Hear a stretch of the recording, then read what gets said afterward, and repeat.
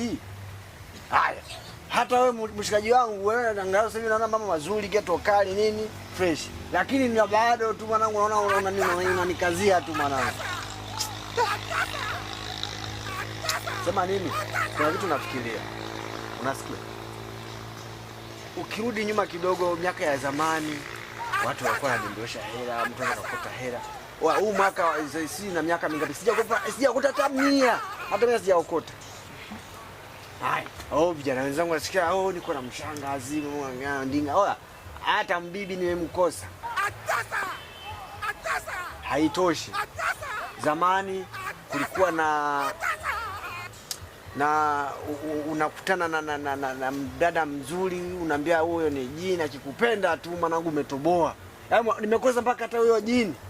Oya, kama nikusali mwanangu, mimi nimesali sana, usiona hivi. Nimesali sana. Mimi mpaka nimemtumikia Mungu kwa njia ya uimbaji. Mimi kwa nimepiga. Lakini bado nikasemaje? Basi wewe niachane na Mungu, pengine kwa shetani, pengine kuna baraka tele. Hata mimi sijapata kwa shetani. Sisali kwa shetani, sielewi kama nipo ama sipo. Oya, ni huzuni. Ngoja kwanza. Unasikia nikwambie?